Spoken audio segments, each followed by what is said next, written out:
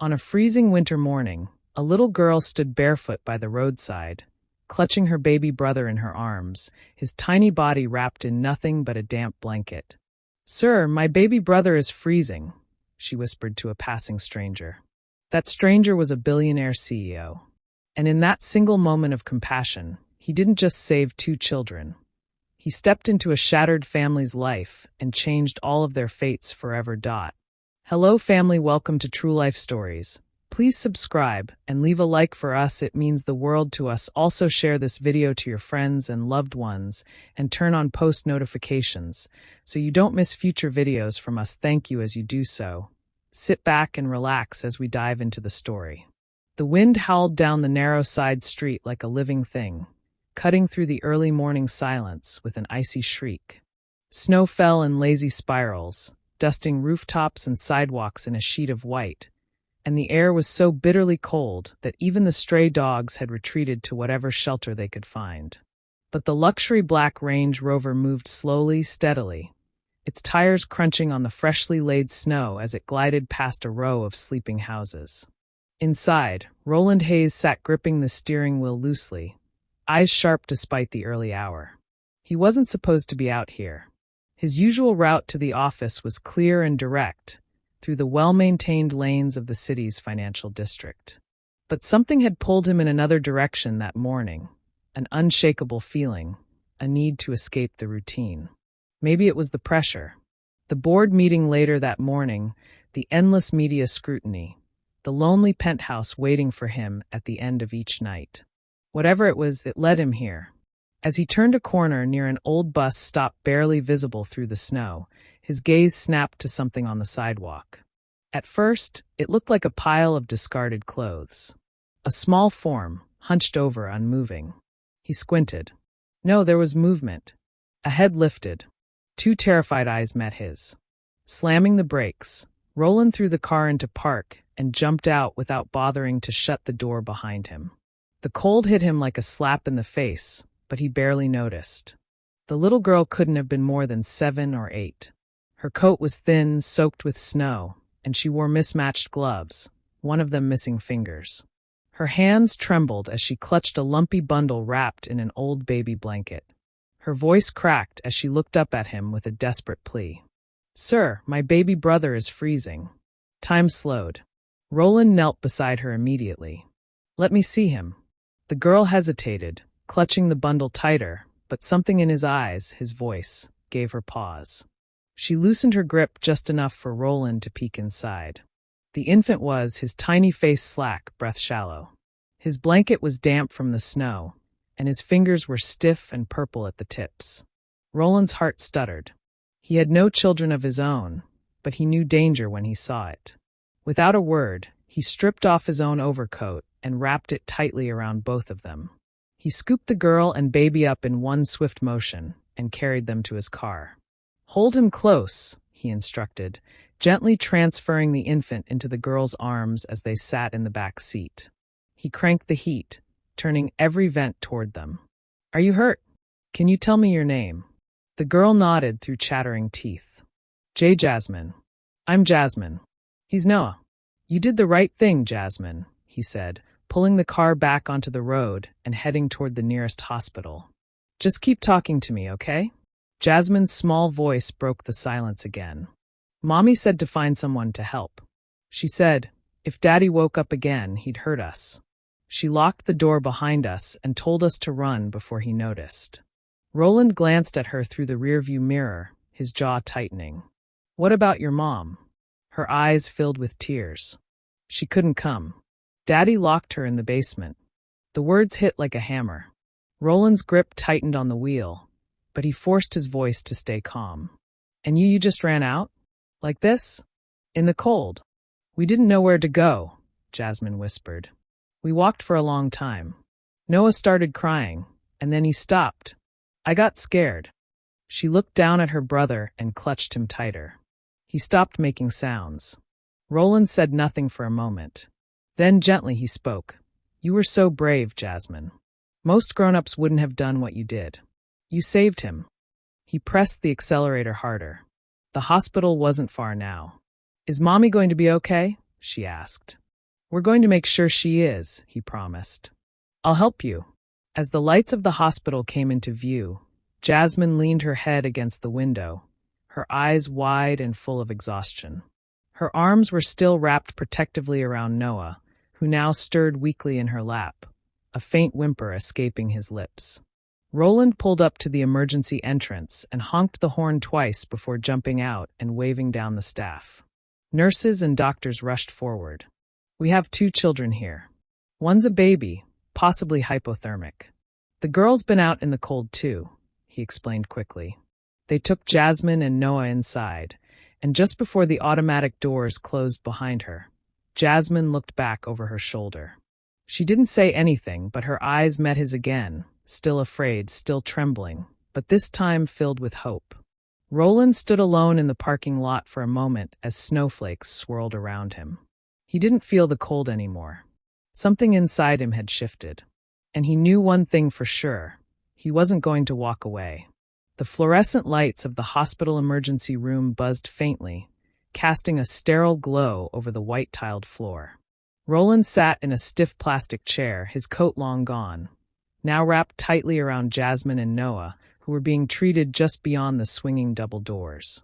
He leaned forward, elbows on his knees, hands loosely clasped together. He wasn't used to waiting rooms. Boardrooms, yes. Conference calls, certainly. First-class lounges, always. But this cold, tense silence of waiting to find out if a baby would survive the night, this was new. He checked his watch, not for the time, but to keep himself from pacing again.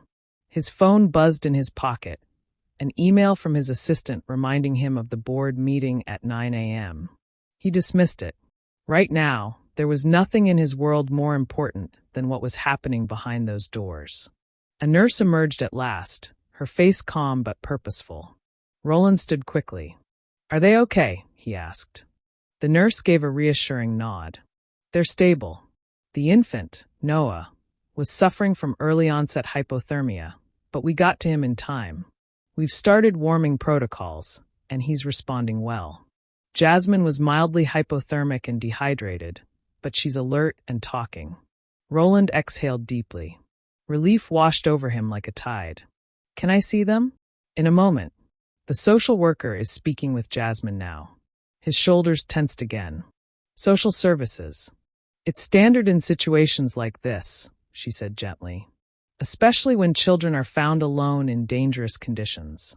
But Jasmine told us what happened, about her mother being locked in the basement. She wasn't lying," he said quietly. "I believe her." The nurse nodded and stepped away, leaving him with that thought. Roland turned toward the windowed hallway and watched as a woman in a gray pantsuit, clearly the social worker, sat beside Jasmine in a small room. The little girl's legs dangled off the edge of the chair, swinging nervously. She clutched a juice box in one hand and a hospital-issued teddy bear in the other.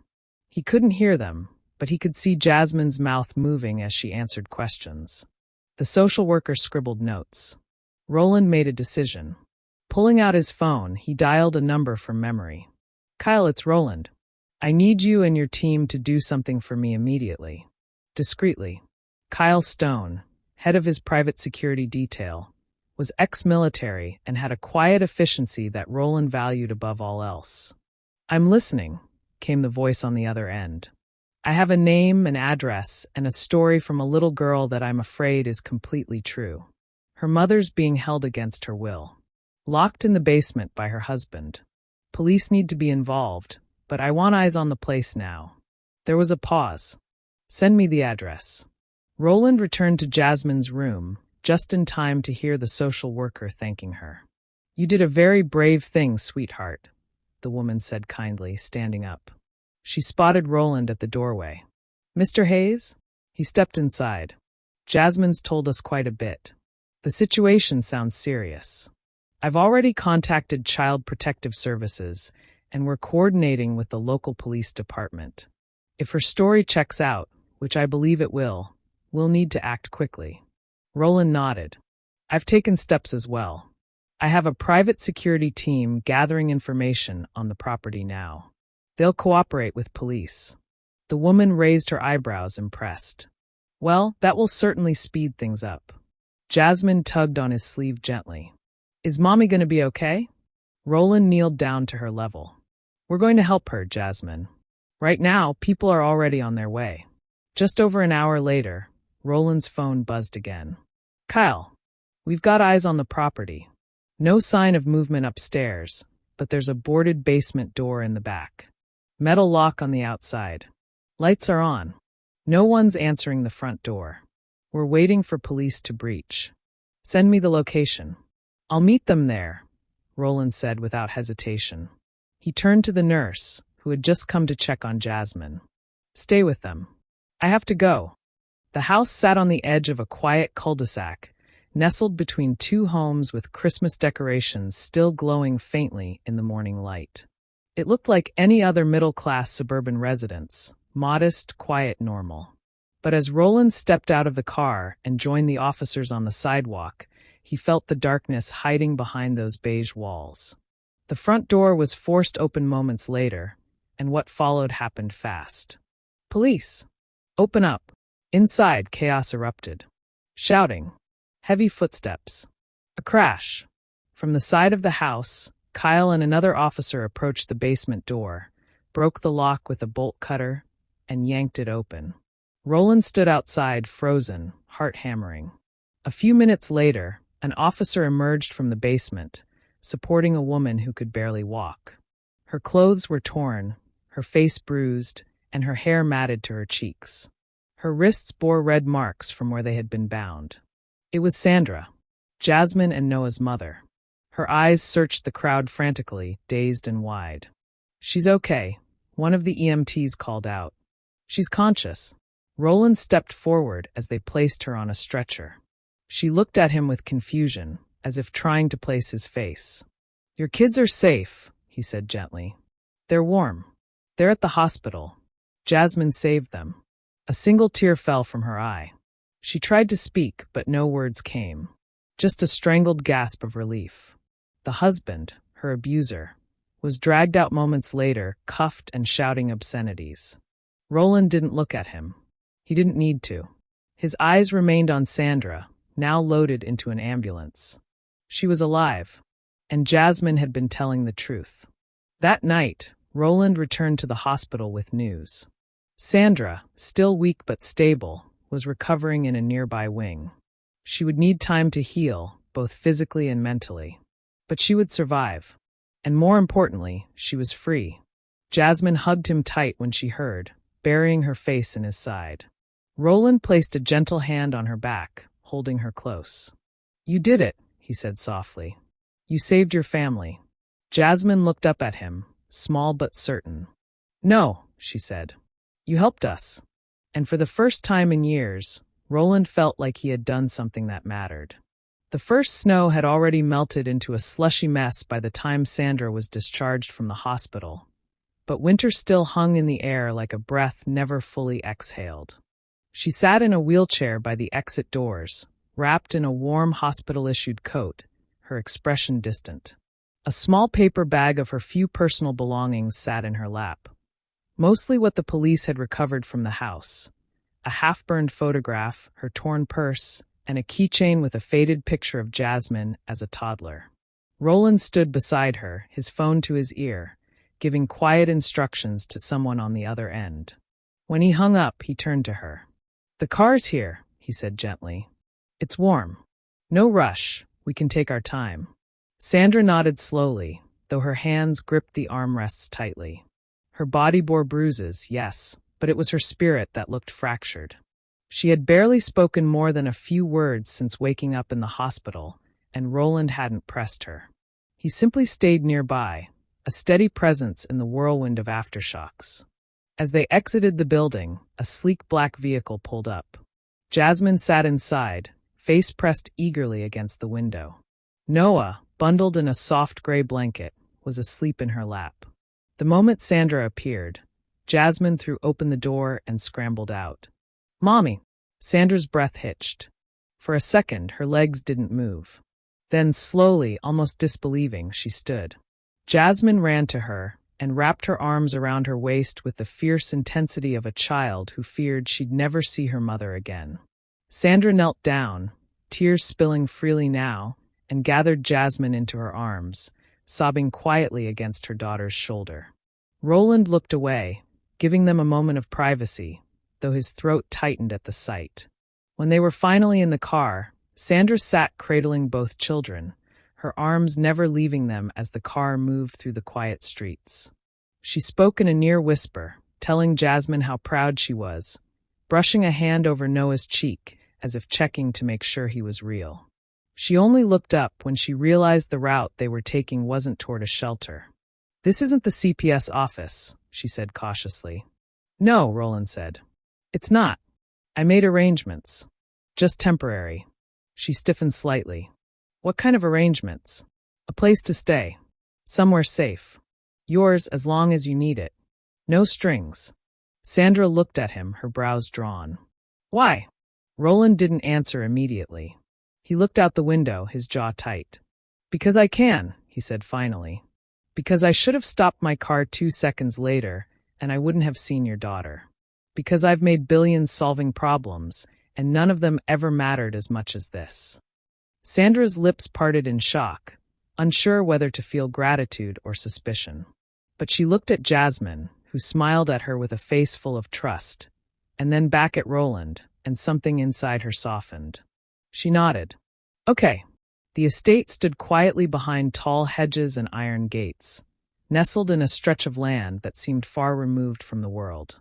The main house was sleek and modern, all glass and stone, but it was the smaller building at the back that Roland led them to, a 2-bedroom guest cottage, surrounded by trees dusted in frost. Inside, it was already warm. Someone, his housekeeper Maria, had stocked the kitchen, placed fresh linens on the beds, and added a few homey touches. A small Christmas tree stood in the corner, twinkling gently. Sandra stepped inside and froze. "This is too much." "It's just a house," Roland said simply. "You're the one who's done the hard part."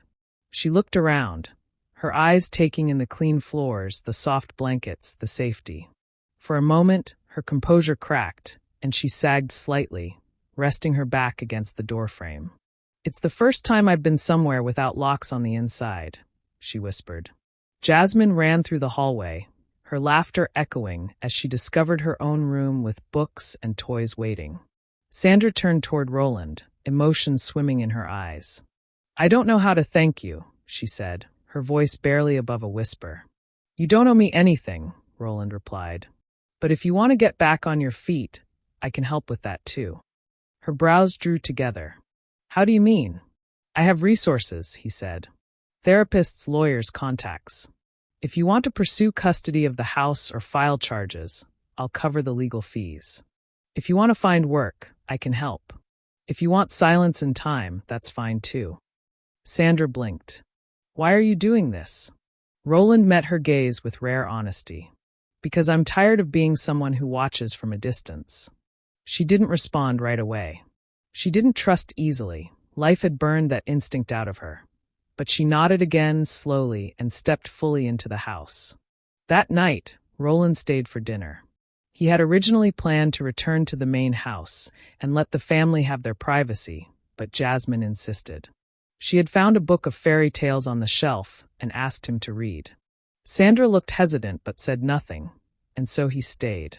They ate simple soup and bread. Maria had left it simmering in a slow cooker. Noah dozed in Sandra's arms. Jasmine curled up next to Roland with the book on her lap, turning pages eagerly. "You read the night part," she instructed. "He has a deep voice like you." Roland chuckled, raising an eyebrow. "A deep voice, huh?" Jasmine nodded. "And Mommy's the queen. And I'm the brave princess." "I think that's pretty accurate," Roland said, glancing at Sandra. She smiled faintly, her first real smile of the day. When the story was done, and Jasmine had drifted off to sleep, Roland stood to leave. "I'll be nearby," he said at the door. "Call me if you need anything." Sandra watched him with something new in her eyes. Not fear, not suspicion. A fragile kind of trust. "I don't know what this is," she said softly. "But thank you for not treating us like a project." I don't see you as broken, he replied. I see you as someone who survived something most people wouldn't. She nodded, her voice catching. Good night, Roland. As he walked back toward the main house under the canopy of stars, Roland felt something shift inside him. For the first time in years, he didn't dread the silence waiting for him behind his front door. He had found something unexpected in the cold, a connection, a cause, a reason to care beyond quarterly reports. And though he didn't say it aloud, he knew he would protect that family with everything he had, no matter what came next. The cottage was warm, peaceful, and filled with the quiet rhythm of new beginnings.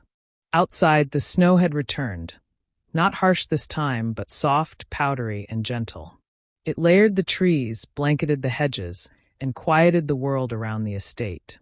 Inside, the stillness was no longer cold. It was a kind of sanctuary, a pause between what had been and what might be. But shadows have a way of lingering, even in the most peaceful places. It had been 2 weeks since Sandra and the children moved into the guest cottage. Noah had regained his color and laughter. Jasmine returned to school with a bright new backpack, thanks to Maria and her knack for making everything feel like Christmas. And Roland. Well, Roland had become more than just a stranger who showed up on a snowy road. He was still the CEO of a global tech company, still juggling contracts, partnerships, and appearances. But his priorities had shifted. He started coming home earlier. The gleaming, modern house he had once treated like a luxury hotel became a place he actually lived in.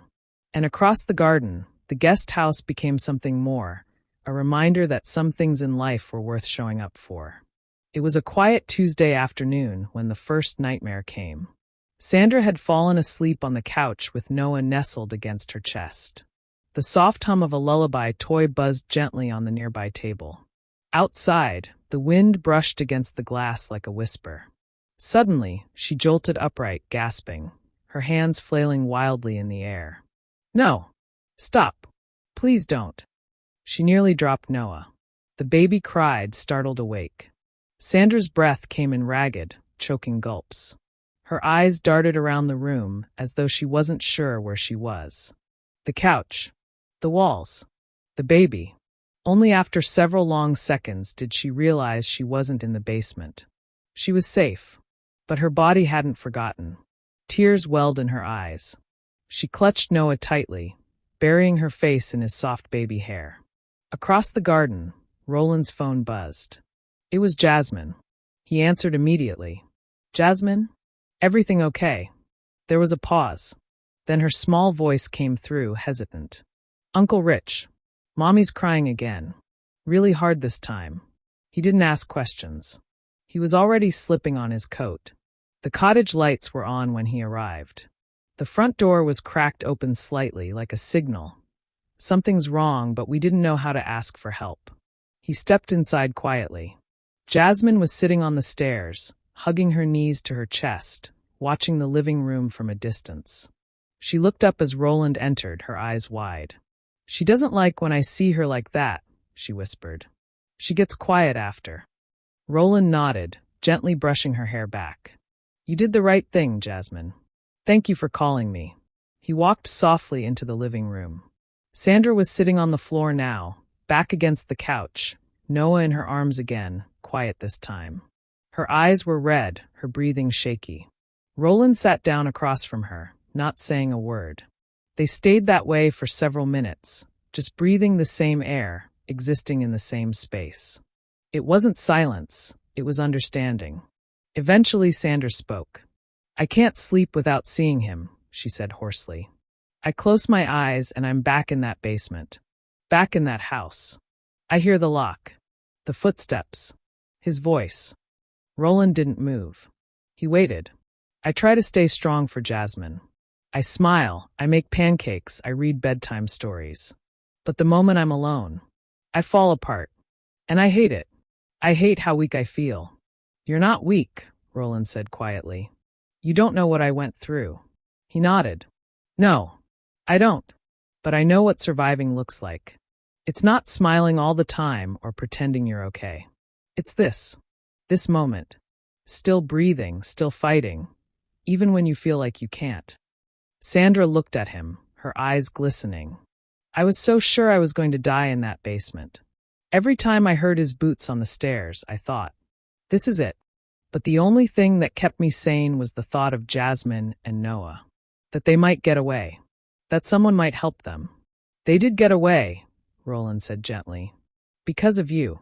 She gave a hollow laugh. No, it was Jasmine. She's the strong one. She got that from someone. Sandra looked away. After a moment, Roland reached into his coat pocket and pulled out a card. It's not a solution, he said. But it's a step. She's a trauma therapist. Best in the city. I already spoke to her. She's willing to come here, if that helps. No pressure. But I think it could help. Sandra stared at the card like it was a foreign object. Her fingers trembled slightly as she took it. I haven't talked about it with anyone. Not really. Just the police in bits. You don't have to tell everything at once, Roland said. You just have to start. She nodded slowly. He stood, and just before he left, she whispered, Thank you. Not just for this. For everything. He looked back at her, and his voice was low but steady. I don't expect you to trust me overnight, Sandra. But I'm here. You're not alone anymore. The following weeks were uneven. Some days full of sunlight and progress, others clouded with memory. Sandra began therapy in short, guarded sessions. At first, she barely spoke. Then she started unpacking small pieces of her past, the manipulation, the isolation, the bruises hidden beneath sleeves. Jasmine began having trouble at school. One day, her teacher called. She'd started panicking when another student yelled during recess. Roland picked her up personally. On the way home, she stared out the window in silence. He didn't ask what was wrong. Instead, he drove them past a horse farm outside the city. They sat in the car and watched the animals for half an hour without speaking. Then, just as he was about to start the engine again, Jasmine said, Sometimes I still hear him shouting. Even when it's quiet. Even when I'm happy. Roland looked at her in the rearview mirror. That's not your fault. It's how fear works. But every time you tell someone, it gets smaller. Jasmine thought about that. Then she nodded. Okay. And they drove home. One evening, Sandra stood outside the cottage, arms crossed, watching the sunset over the garden. Roland approached from the stone path, hands in his pockets. You don't talk much about yourself, she said as he came near. He smiled faintly. Not much to tell. I doubt that. He hesitated. Then quietly. I was raised in a house full of silence. My father was a businessman, cold, distant. My mother was fragile, always sick, always tired. I grew up in boarding schools. No one ever came for me when I fell down. So I learned to get back up fast. Quietly. Alone. Sandra tilted her head. You're not alone now. No, he said, looking at her. I'm not. They stood in silence as the sky shifted to violet and gold. The past hadn't vanished. The shadows still lingered. But now there was light. The spring crept in slowly. At first, it arrived as a whisper. Just a bit more sunlight lingering on the windows in the evening, the slow drip of melting snow from the eaves, the soft green tips of grass breaking through frost-hardened ground. In the guest cottage, life began to stir in new directions. Sandra stood at the kitchen counter one morning, the smell of coffee curling up from a freshly brewed pot. She wore a soft sweater and jeans, clothes of her choosing, not handed down, not borrowed, not selected by anyone else. Her hair was tied back loosely. She looked different these days. Not just healthier, though she was, but freer. Still tired, still carrying her past, but walking taller. Across the room, Noah sat in a high chair, flinging Cheerios to the floor with unapologetic glee. His laugh filled the kitchen like birdsong.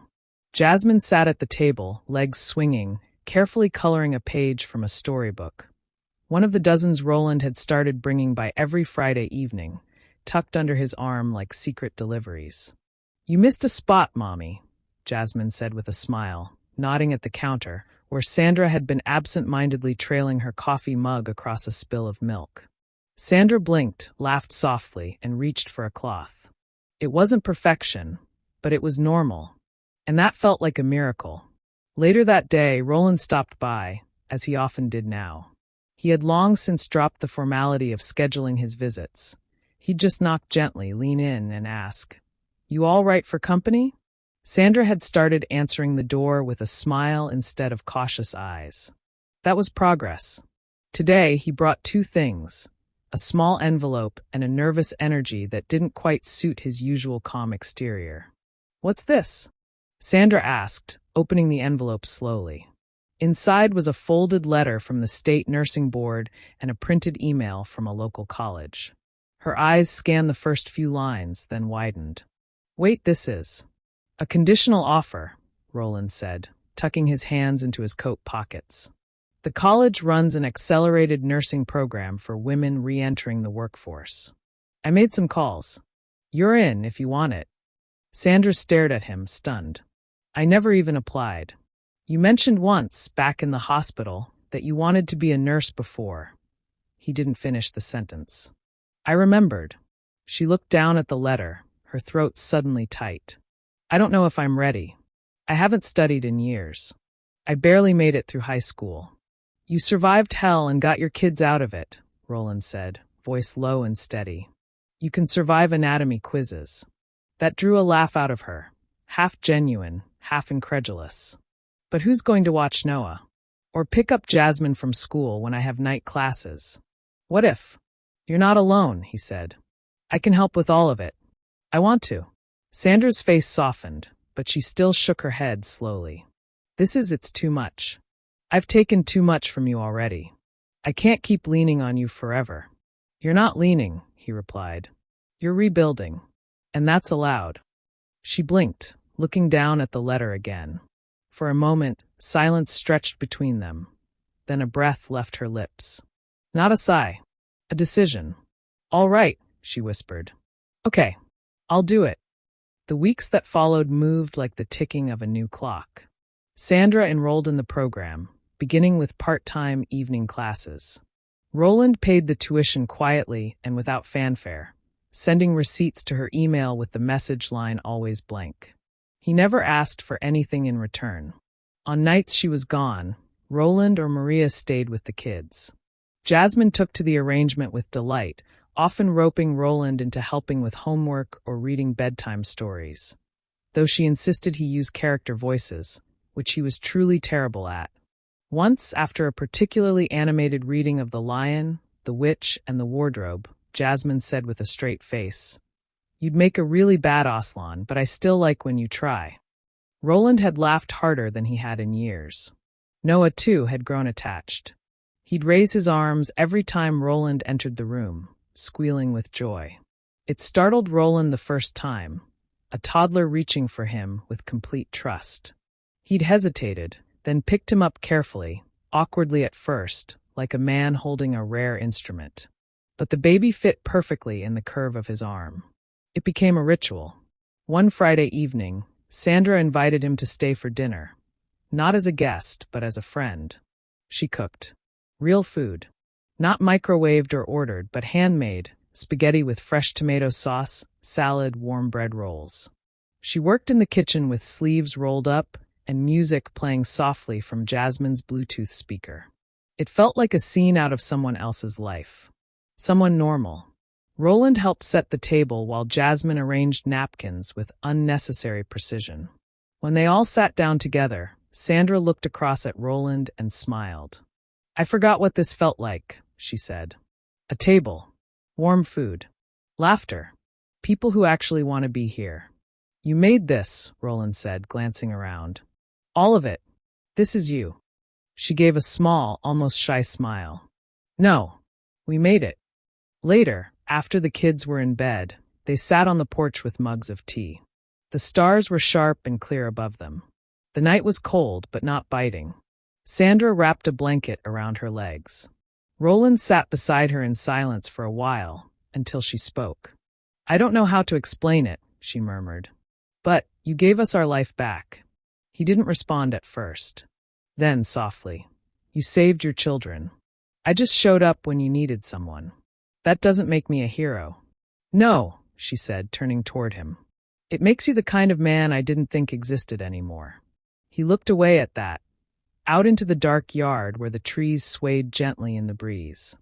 I didn't expect to become part of a family, he admitted. Didn't think I needed one. But now, Sandra didn't press him to finish. Some things didn't need to be said aloud. She reached out and rested her hand on his, her fingers tentative but warm. And they sat like that, beneath the stars, beside the glow of a home built not on blood or obligation, but on kindness, trust, and time.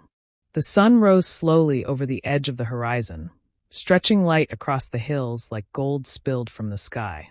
The estate glowed under its warmth, dew still clinging to the grass, the garden trees trembling with the soft morning breeze. Inside the guest house, the world was already awake. Jasmine ran through the kitchen in mismatched socks, her backpack bouncing against her spine, two braids swinging behind her like ropes of energy. She grabbed a piece of toast from the counter without slowing down and skidded around the corner like a race car. "Did you sign the permission slip?" she shouted toward the hallway. "I did," Sandra called back from the bathroom, toothbrush in her mouth. "It's in your folder." "What about the cupcakes?" "In the fridge. But they're not for breakfast." Jasmine opened the fridge anyway and looked at the tray of hand-frosted cupcakes Sandra had stayed up late making for the school's Kindness Week bake sale.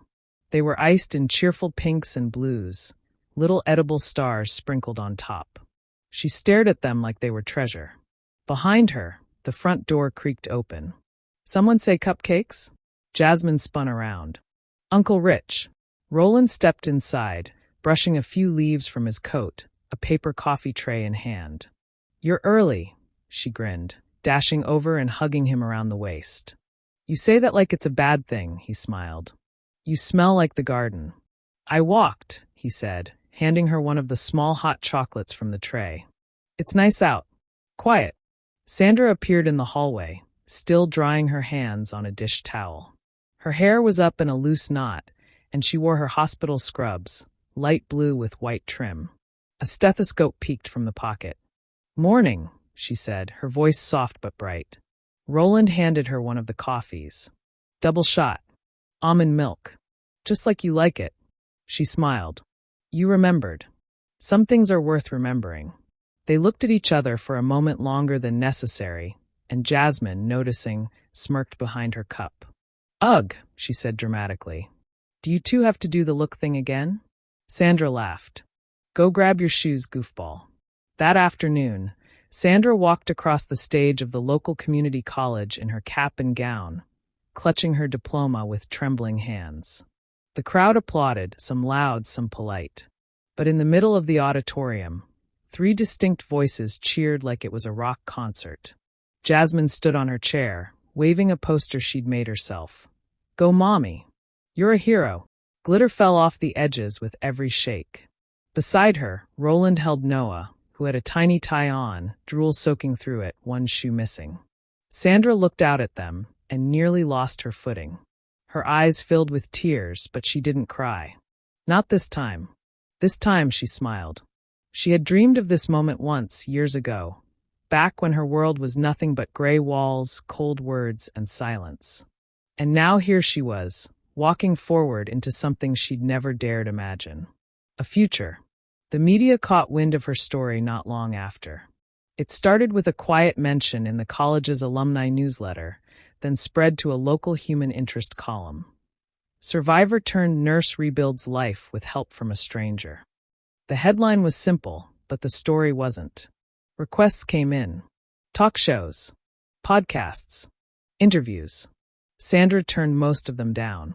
But one she accepted, on the condition that Jasmine's name and Noah's face would be protected, and that it would focus not on her trauma, but on her healing. When the interviewer asked, "Why do you think this stranger, this CEO, got involved in the first place?" she answered without hesitation, "Because he wasn't afraid to care." And when they asked about the nature of her relationship with him, she smiled and said, "He was never trying to be a savior, just a friend. And sometimes that's exactly what saves you." The seasons passed. Jasmine grew taller. Her face became more defined, her laughter more confident. She started a blog called Braver Than Yesterday, where she wrote stories, some fictional, some not, about heroes in everyday clothes. Her first post was titled, "The Man with the Warm Car and the Big Heart." It went viral. Noah began to walk, then run, then climb everything in sight. His favorite thing in the world was riding on Roland's shoulders. When he cried, only Sandra or Roland could soothe him. At night, he called Roland Da, which Sandra insisted was baby gibberish, but Roland secretly hoped it meant more. Sandra worked nights at the hospital. She was known as the nurse who stayed late, who brought coffee for co-workers, who never flinched during emergencies. Patients often told her she had kind hands. What they didn't know was that her hands had once been taught to flinch, to shield, to endure. Now they healed. And Roland, he changed too. The once solitary CEO with the sleek, cold house now had magnets on his fridge, crayon drawings in his office, kids' shoes scattered near the door. He still ran a billion-dollar company, but now he left meetings early to read bedtime stories or attend school plays. He never tried to define his role. Not father, not husband, just Roland, the man who stayed, the man who kept showing up. One night, while past midnight, the sky dark and clear, Sandra and Roland stood in the garden behind the cottage. The kids were asleep. The world was still. Sandra wrapped her arms around herself, looking up. "It's hard to believe how much has changed," she said. "It almost doesn't feel real." Roland looked at her, hands in his pockets, the moonlight soft on his face. "You made it real," he said. "I just had a seat in the front row." She turned toward him slowly. I used to think life was something that happened to me, like I was stuck inside it. Now I wake up and I choose it. Every day." He nodded, then reached out and gently tucked a strand of hair behind her ear. "And if you ever forget how far you've come," he said, "we're all here to remind you." They stood like that in the silence, close, comfortable, no longer running from the past. It was still there, of course. Trauma doesn't vanish, it reshapes. But so did they. They weren't just survivors anymore. They were a family, not bound by blood, bound by choice, by moments, by the cold winter morning when a little girl had stood on a sidewalk, clutching her baby brother, and said to a stranger, "Sir, my baby brother is freezing." And the stranger had listened. We have come to the end of the story. I hope you enjoyed it.